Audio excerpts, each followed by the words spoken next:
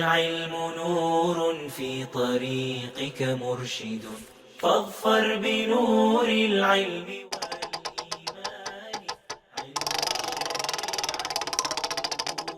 عبادة وتقرب للواحد الديان، ويعرف العلم بربهم سبحانه الملك العظيم الشان.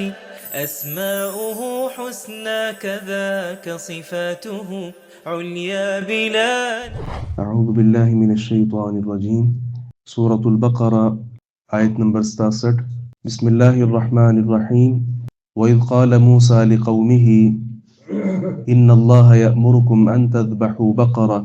اور جب موسیٰ علیہ السلام نے اپنی قوم سے کہا بلا شبہ اللہ تعالیٰ تمہیں حکم دیتا ہے ان تذبحوا بقرہ کہ تم ایک گائے ذبح کرو. قالوا اتتخذنا ہزوا، تو انہوں نے کہا کیا تو ہمیں مذاق بناتا ہے. قال اعوذ باللہ ان اکون من الجاہلین، کہا میں اللہ کی پناہ پکڑتا ہوں کہ میں جاہلوں میں سے ہو جاؤں. قالوا ادع لنا ربک یبین لنا ما ہی، انہوں نے کہا کہ ہمارے لیے اپنے رب سے دعا کیجئے کہ وہ ہمارے لیے واضح کر دے کہ وہ گائے کیا ہے. قال انه يقول انها بقرة لا فارض ولا بکر، کہا بلا شبہ وہ فرماتا ہے کہ بے شک وہ ایسی گائے ہے جو نہ بوڑھی ہے اور نہ بچڑی ہے. عوان بین ذلک، اس کے درمیان جوان عمر کی ہے. ففعلوا ما تؤمرون، تو جو تمہیں حکم دیا جاتا ہے وہ کرو. قالوا ادع لنا ربک یبین لنا ما لونها، انہوں نے کہا ہمارے لیے اپنے رب سے دعا کیجئے کہ وہ ہمارے لیے واضح کر دے کہ ما لونها، اس کا رنگ کیا ہے. قال انه يقول انها بقرة صفراء، کہا بلا شبہ وہ فرماتا ہے کہ یقیناً وہ گائے زرد رنگ کی ہے. فاقع لونها، اس کا رنگ خوب گہرا ہے. تسر الناظرین، دیکھنے والوں کو خوش کرتی ہے. قالوا ادع لنا ربك يبين لنا ما هي، انہوں نے کہا ہمارے لیے اپنے رب سے دعا کیجئے وہ ہمارے لیے واضح کر دے کہ وہ گائے ہے کیا. ان البقرة تشابه علینا، بلا شبہ گائے ہم پر ایک دوسری کے مشابہ ہو گئی ہے. وَإِنَّا إِن شَاءَ اللَّهُ لَمُهْتَدُونَ، اور یقیناً ہم اگر اللہ نے چاہا تو مقصد کو پہنچنے ہی والے ہیں. قال إِنَّهُ يَقُولُ إِنَّهَا بَقَرَةٌ لَا ذَلُولٌ تُثِيرُ الْأَرْضَ وَلَا تَسْقِي الْحَرْثَ، کہا بلا شبہ وہ فرماتا ہے کہ وہ ایسی گائے ہے جو نہ جوتی ہے کہ زمین میں ہل چلاتی ہو، اور نہ ولا تسقی الحرث، اور نہ وہ کھیتی کو پانی دیتی ہے.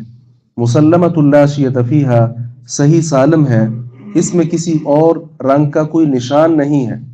قالوا الآن جئت بالحق، انہوں نے کہا اب تو صحیح بات لایا ہے. فذبحوها، تو انہوں نے اسے ذبح کیا. وما كادوا يفعلون، اور قریب نہ تھے کہ وہ ایسا کرتے. بنو اسرائیل کا یہ معروف قصہ ہے گائے والا، اور اسی مناسبت سے سورۃ البقرہ کا نام سورۃ البقرہ ہے. بنو اسرائیل کی طبیعت جس طرح سابقہ آیات میں ہم پڑھ چکے ہیں، یہ بہت زیادہ عجیب طبیعت کے مالک، بات نہ ماننے کے بہانے ان کے پاس بہت زیادہ تھے. بات پہ بات، سوال پہ سوال، یہ ان کا وتیرہ تھا. اور اصل مقصد کیا ہوتا تھا کہ کسی طرح جان چھوٹ جائے. یہ چونکہ مغلوب اور محکوم قوم رہی، اور ان کے ہاں ایک حد تک جو گائے کی تعظیم ہے وہ بھی پیدا ہو گئی تھی، کیونکہ ان ظالموں نے موسیٰ علیہ السلام جب تورات کے لیے اللہ رب العزت کے پاس گئے ہیں تو انہوں نے پیچھے سے بچڑے کو معبود بنا لیا. یہ بات پہلے ہم پڑھ بھی چکے. تو اس طرح ان کی تعظیم گائے کی وہ ان کے اندر موجود تھی. کسی وجہ سے اللہ رب العزت نے حکم دیا کہ وہ گائے کو ذبح کریں. لیکن ان کے سوال در سوال، کبھی سوال کہ وہ گائے کیسے کی ہونی چاہیے، کبھی سوال کہ اس کا رنگ کیا ہونا چاہیے، مزید اس کی ماہیت کے بارے میں سوال، یعنی سوال در سوال، بار بار سوال، کیسا ہو کیسی نہ ہو. اللہ رب العزت نے قرآن پاک میں ایک عمومی فرمان بھی ہے، لا تسألوا عن اشیاء ان تبد لکم تسؤکم، ایسی چیزوں کے بارے سوال نہ کیا کرو کہ جب تم سے ظاہر کی جائے تو پھر تمہیں برا لگے. تو مختلف سوال در سوال انہوں نے جب کیے تو اللہ رب العزت آگے سے پھر بتلاتے گئے. ان کے لیے معاملہ مشکل ہوتا رہا. جب کہا گیا کہ گائے ذبح کرو، کوئی سی بھی گائے لے کر ذبح کر دیتے. لیکن جب بار بار سوال کیے تو خود ہی باؤنڈ ہوتے چلے گئے، گائے تلاش کرنا مشکل ہوتا گیا۔ کچھ تذکرہ کر کے اللہ رب العزت نے ساتھ فرمایا بھی کہ فَفَعَلُوا مَا تُؤْمَرُونَ، مزید سوالات نہ کرو، جو کہا گیا وہ کر گزرو۔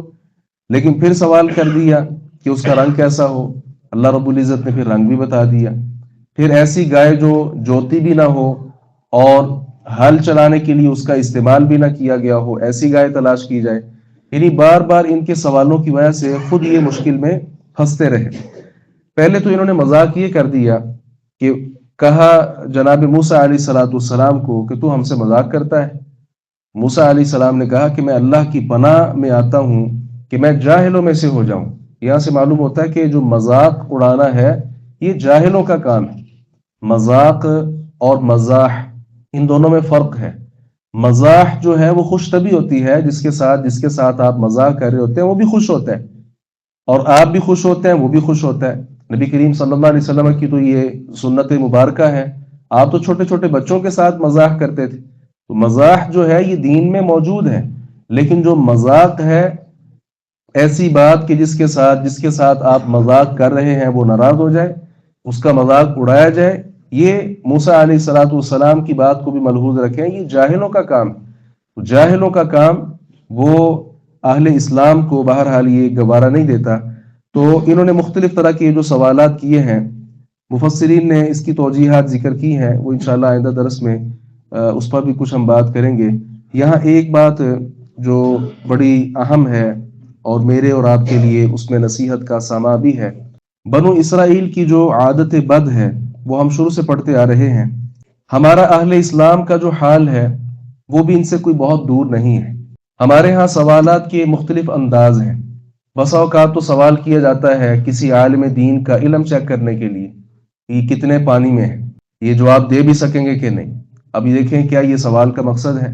بسا اوقات ایسے ہی سوال انسان کر دیتا ہے، اپنی مصروفیت اور کسی کی مصروفیت اس کو بھی نہیں دیکھا جاتا، بس ایسے بے تکا سا سوال کر دیا۔ اور دین کے نام پر کئی سوالات ہمارے ایسے ہیں جو بالکل لا یعنی ہیں۔ مثال کے طور پہ ایک نے سوال کیا کہ دیکھیں جی جبریل علیہ السلام شروع سے اب تک وہ انبیاء کرام کے پاس آتے رہے، آج کل کیا کرتے ہیں وہ؟ بھائی تمہیں کیا لگے آج کل کیا کرتے ہیں؟ یہ سوال وہ ہیں جن کا ہماری عملی زندگی کے ساتھ تعلق نہیں۔ بعض سوالات آپ سے کریں گے جی وہ یزید کے بارے آپ کا کیا خیال ہے؟ بھائی تم نے یزید کی قبر میں جانا ہے؟ جب اللہ رب العزت نے قرآن میں ایک اصول بیان کر دیا، تلک امۃ قد خلت لہا ما کسبت ولکم ما کسبتم ولا تسألون عما كانوا يعملون، جو پہلے لوگ گزر گئے سو گزر گئے، وہ جو کرتے رہے اللہ تعالیٰ سے وہ لے لیں گے، تمہیں اللہ رب العزت نے اس کے متعلق سوال نہیں کرنا ہے۔ جب یہ صراحت قرآن میں آ گئی تو قرآن جو ہے وہ رہتی دنیا تک کے لیے کتاب ہدایت ہے، تو ہمیں اس میں سے ہدایت لینی چاہیے۔ فلاں بندے کے بارے آپ کا کیا خیال ہے، فلاں کے بارے کیا خیال ہے۔ دین کو بھی ہم نے نہیں چھوڑا، دین میں بھی ہمارے جو سوالات ہیں وہ لا یعنی ہیں، اور دنیا کے متعلق جو سوالات ہیں ان کی تو آپ بات ہی نہ کریں۔ فلاں آپ کا کیا خیال ہے کہ فلاں جو لیڈر ہے وہ باہر آ جائے گا، وہ کبھی دوبارہ حکمران بن جائے گا؟ فلاں جو لیڈر ہے جب یہ جائے گا تو پھر اس کے بعد کیا ہوگا؟ اچھا یہ سوال، اور اس کی بنیاد پر پھر آگے طرح طرح کی باتیں، کتنی مجالس وہ ہم اپنی ضائع کر دیتے ہیں، اپنے وقت کو غنیمت نہیں جانتے، جبکہ رسول اللہ صلی اللہ علیہ وسلم نے ارشاد فرمایا تھا من حسن اسلام المرء ترکہ ما لا یعنی، اچھے مسلمان ہونے کی علامت کیا ہے کہ انسان لا یعنی فضول باتوں کو چھوڑ دے، اپنے اصل مقصد پر جو مقصد حیات ہے انسان کا عبادت، اس کی طرف انسان توجہ دے۔ وگرنہ ہمارا حال بھی بنو اسرائیل والا ہی ہے، طرح طرح کے سوالات اور سوالات کی مختلف اقسام وہ ہمارے ہاں بھی پائی جاتی ہیں۔ ایسا نہیں ہونا چاہیے، بلکہ سوال جب بھی انسان کرے ایسا سوال ہونا چاہیے جس کا اس کی عملی زندگی کے ساتھ تعلق ہو۔ مثال کے طور پہ کسی کوئی وضو کا طریقہ پوچھے، اللہ رب العزت کے تعارف کے بارے میں کوئی سوال ہو، پیغمبر علیہ السلام کی رسالت کے بارے سوال ہو، اور زیادہ تر اپنے عمل کے ساتھ جس کا تعلق ہے، نماز میں کوئی اہم مسئلہ ہے انسان وہ پوچھ لیتا ہے، نکاح طلاق کے متعلق کوئی مسئلہ پوچھ لیتا ہے، عمرہ اور حج کے متعلق کوئی مسئلہ پوچھ لیتا ہے، وہ کام جس کی انسان کو ضرورت پیش آئے اور سوال پوچھے، سوال پوچھنے کے بعد اس پر پھر عمل پیرا ہو، ایسی بحثوں میں الجھانے کے لیے، اگلے کو اور اپنا وقت ضائع کرنے کے لیے یہ سوالات، یہ ہمارا حال بھی بنو اسرائیل والا ہے۔ اللہ تعالیٰ سے دعا ہے باری تعالیٰ حق بات کو سمجھنے اور اس پر عمل پیرا ہونے کی توفیق عطا فرمائے۔